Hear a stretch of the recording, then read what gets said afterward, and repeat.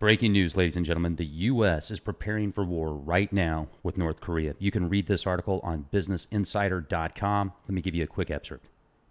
The U.S. is preparing to attack North Korea, according to Geopolitical Futures founder George Friedman, setting the stage for a difficult, messy war with potentially catastrophic consequences. Well, you think? Speaking Monday to an audience at the 2017 Strategic Investment Conference in Orlando, Friedman said that while it was unlikely the U.S. would take action before President Donald Trump returns from his trip this weekend, North Korea's actions appear to have offered the U.S. no alternative to a clash. Now, according to the Geopolitical Futures analysis, evidence is mounting that the aggression between the two is escalating to a point where war is absolutely inevitable. Friedman also says that the USS Carl Vinson, the supercarrier, and the USS Ronald Reagan are both within striking distance of North Korea. On top of that, over 100 F-16 aircraft are conducting daily exercises in that area, and that was also a tactic that foreshadowed the beginning of Desert Storm, as well as all the media pushing Little Kim as the boogeyman. Remember back previous to the September 11th attacks, remember all of the all of the 60 Minutes and news articles showing bin Laden was putting together a big terrorist group with, they were going across monkey bars with AK-47s strapped to their backs. It was just completely prepping the stage, conditioning the masses. And as soon as that attack happened, what did virtually everybody think? Oh, it was Osama bin Laden or it was Saddam Hussein. Those are the two immediate subconscious triggers that people's minds had. Go back to the time 2001 and think about where your head was at then. What was the first thing you thought? Who did you think did it first?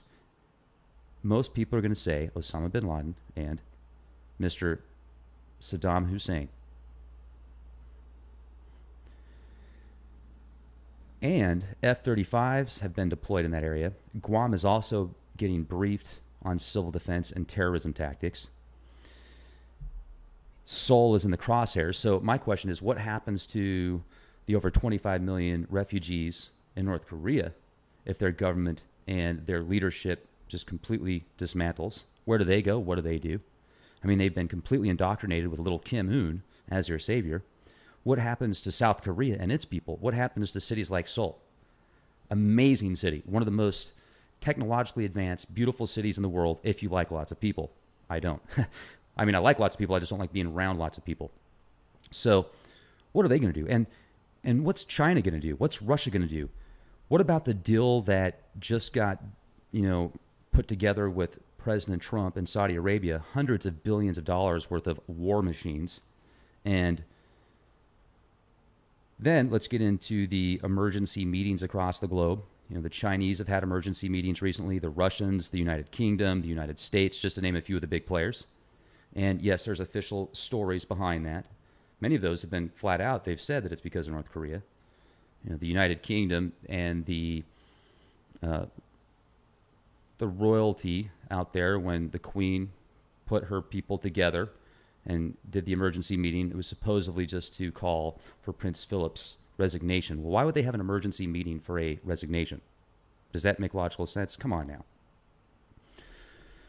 The media is doing its best to sculpt war right now. They're doing their best to justify it in the eyes of the masses and the people, so people will give it public support, because that's one key to the media, is sculpting the minds of the masses. Remember, you guys, the media is more powerful than the military, because the media can decide what the military is going to do. If you really think about it, the media sculpts the people in the military. And let's say that you're somebody that's never even watched TV or listened to a song or a movie or any type of a specific program or talk radio. Let's say that you've been in a cave your entire life and then you train for the military. Well, that person that trains you has most likely been indoctrinated by the media once again. So if you know what to look for, if you know how to use it to your benefit, then the media can be a tool for you to actually grow. Yet if you're one of those people that gets controlled by the media and lets all those subliminal programs and triggers, neurolinguistic programming anchors get embedded into your mind, then the media works for them and not for you, suppressing you, your emotions, and your true evolution into higher self. Keep that in mind if you want to, and if not, hey, right on, have fun. So question everything. That's my motto. And if we do go to war with North Korea, how nasty is it going to get? Is it going to be as bad as Ed Dames predicted? Now, he's had a lot of fells, so I'm not putting a whole lot of merit into Ed Dames. However, he has hit on some things that have came true. So the question is, his prediction of South Korea, North Korea, the Korean Peninsula being the pivot point to global thermal nuclear war, is that going to be the trigger? Is that the starting point? Question everything, leakproject.com, and make sure to click the link in the video description box for the quick bivy.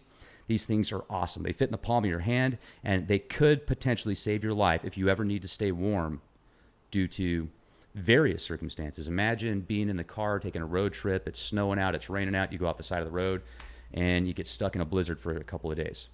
Well, with this quick bivy, you could stay warmer by wrapping yourself in it, and it's so light. You can put it in a glove box, you can put it under your seat, you can put it in your pocket, you can carry it around with you everywhere. Literally, if you have a bug out bag, I know people that carry their bug out bags with them to go to corporate jobs. I used to be that guy. Well, put it in your bug out bag.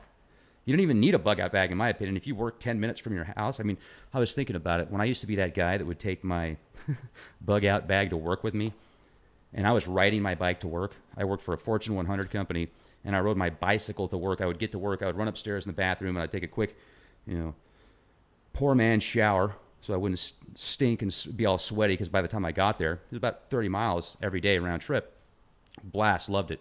Totally into it. And, most people there were driving Porsches and BMWs and wearing $500 shoes and the ties and the suits and all that kind of stuff. Well, I had everything there, so when I got there, I'd just change and do my thing. But where am I going with this? I used to be that guy that would take my bug out bag with me to work, and I started thinking about it. I'm like, you know what?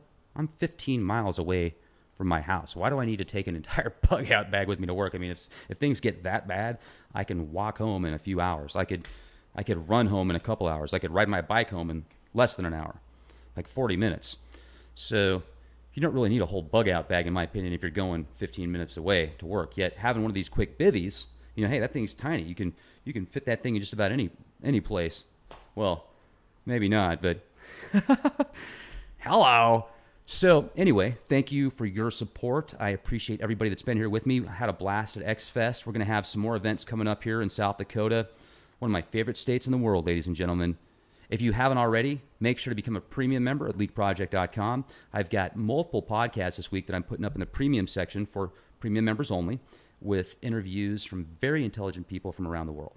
So once again, have a beautiful day. Be the change you want to see.